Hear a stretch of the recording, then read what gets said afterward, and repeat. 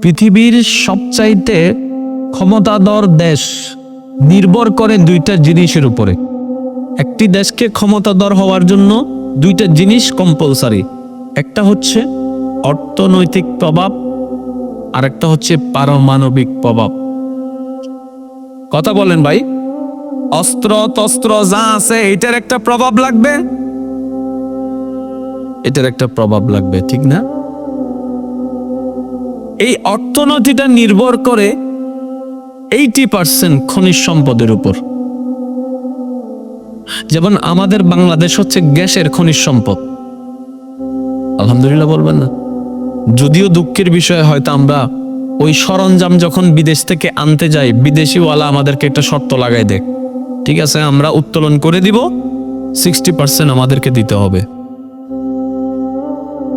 না হয় আমাদের দেশে গ্যাসের কোনো অভাব। একটু মাইকের আওয়াজ যদ্দূর যাচ্ছে, যে যেখান থেকে শুনছেন, এটা মাহফিল নয়, এটা হচ্ছে একটা ইসলামের ক্লাস। আর একটু জোরে বলেন না, তো কথা বলতে কষ্ট হচ্ছে কাশির কারণে, তারপর আমি চেষ্টা করে যাচ্ছি, আপনারা একটু সহযোগিতা করবেন, আল্লাহ কবুল আর মঞ্জুর করে। বলি আমিন। আর একটু চিৎকার দিয়ে বলে আমিন। ইমানদার ভাই গভীর মনোযোগ। বাংলাদেশ গ্যাস, মিডল ইস্টে যদি আপনি যান, তেলের খনি। ইরাকের উপর আমেরিকার হামলার অন্যতম কারণ ছিল তেলের খনি। কথা বলেন না কেন? আমেরিকার মধ্যে কোনো খনি, সিরিয়ার মধ্যে কোনো খনি, ইসরায়েলের মধ্যে কোনো খনি, ফ্রান্সের মধ্যে কোনো খনি। পৃথিবী চলে খনিজ সম্পদ দিয়ে। বড় অবাক্যর বিষয়, পৃথিবীর সবচাইতে দামি দামি খনিজ সম্পদ সবগুলাই হচ্ছে মুসলমান দেশের মধ্যে। যেমন স্বর্ণের দাম অনেক বেশি না? অনেক বেশি না? স্বর্ণের দেশ বলা হয় সৌদি আরবকে। অনেকে হজ করতে যায়, দেখেন না, ওই বড়ি নিয়ে আসে বিয়ের আগে নওয়াতে, বিয়ে 10 দড়ি বেলায়, বিয়ে সামনে তো বড়ি লইনি। ওইখানের বড়ি আর বাংলাদেশের বড়ি একটু বেশ কম আছে, কাটার মধ্যে একটু কি আছে, বেশ কম আছে। আমাদের গুলা একটু গ্রেড কম হয়, তাদের গুলা একটু গ্রেড বেশি হয়। স্বর্ণ দোয়ানো সরি করছিলাম তো, ইনো জানে কিছু কিছু। কষ্ট হচ্ছে না তো ভাই আপনাদের? আমি আওয়াজ ছোট দিব, আপনারা আওয়াজ বড় দিবে, কারণ আমি অসুস্থ, আপনারা তার অসুস্থ না। আওয়াজ দিয়ে বলেন কষ্ট হচ্ছে, এই আসতে নেইবে না, জোর আওয়াজ। আর কেন জোর হন্য করে না, কষ্ট হচ্ছে। কবির মনোযোগ। সৌদি আরবে একটি পাহাড় আছে মদিনাতুল মুনাওয়ারায়, যে পাহাড় হচ্ছে দীর্ঘতায় পৃথিবীর সবচাইতে বড় পাহাড়। জোরে জোরে সুবহানাল্লাহ। দীর্ঘত্ব সবচাইতে বড় পাহাড় পৃথিবীর বুকে, নাম হচ্ছে তার উহুদ পাহাড়। আপনার আমার নবী আবু দাউদ শরীফের হাদিসে পাকে ইঙ্গিত দিয়েছেন, উহুদ পাহাড় সেই পাহাড় যেই পাহাড়ের নিচে স্বর্ণের খনি রয়েছে। উহুদ পাহাড়ের নিচে কি আছে? এটাও নবীজি যেমন বলেছেন, আবার এটাও বলেছেন কিয়ামত পর্যন্ত এই খনিতে কেউ হাত লাগাতে পারবে না।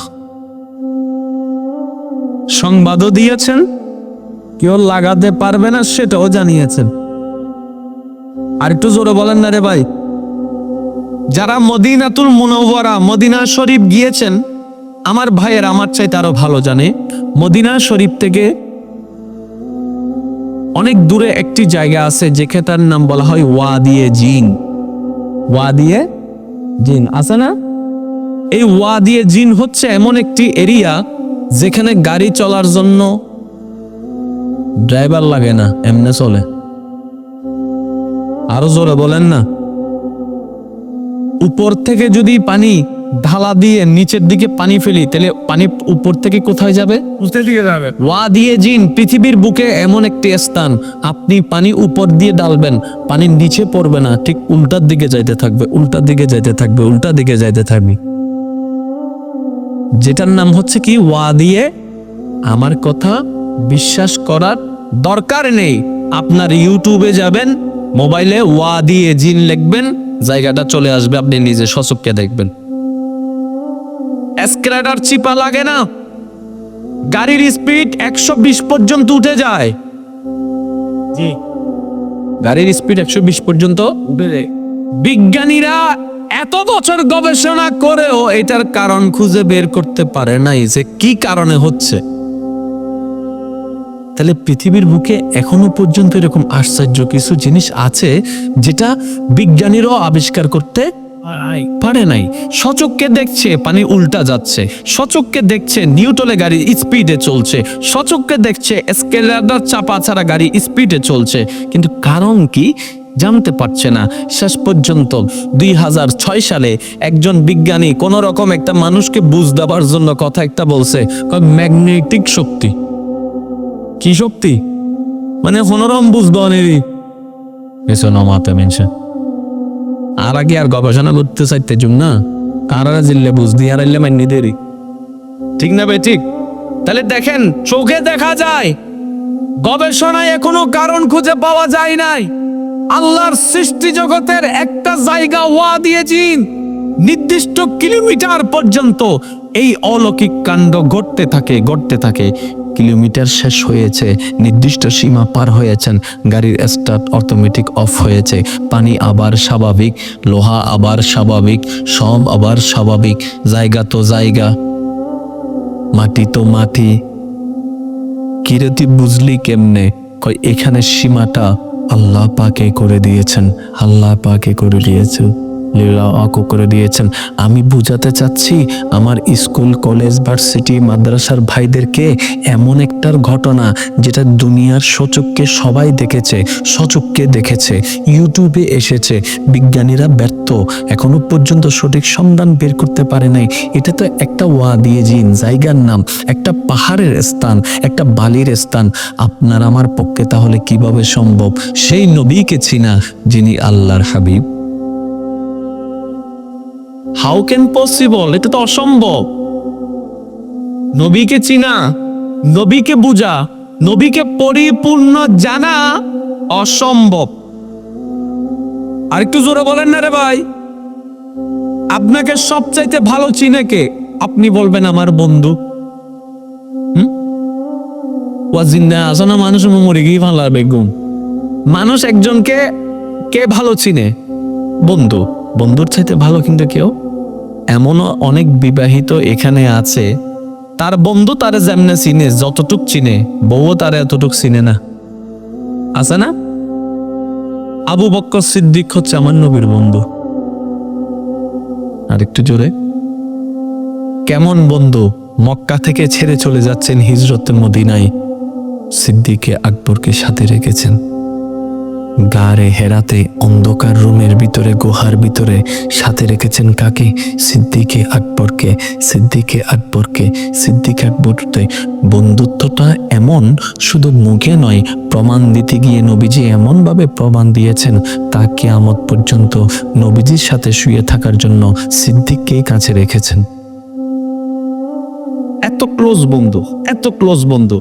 সেই সিদ্দিকে আকবর মনে মনে ধারণা করছে, বন্ধু তো বন্ধুকে ভালো চিনে, আমি যেহেতু নবীর বন্ধু, আমিও তো হয়তো নবীকে ভালো চিনি। আমার নবী বলে, আবু বকর, ও আবু বকর, লাম ইয়ারিফ হাকিকতে গায়রে রাব্বি।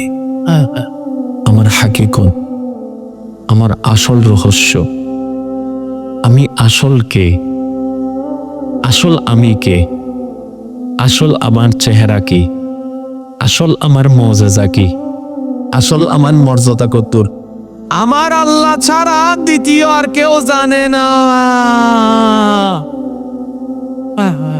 কে বলছেন? আপনার আমার নবী। কাকে? ফ্রেন্ড কে? বন্ধুতে কথা বলে না কেন? তো যেখানে সিদ্দিক আকবর কাছে থাইকা নামাজ পইরা একতেদা কইরা চইলা ফিরা, সিদ্দিক আকবর বলে, আমি এখনো চিনি নাই। সে নবীর শান কত উপরে হতে পারে বলেন না সুবহান।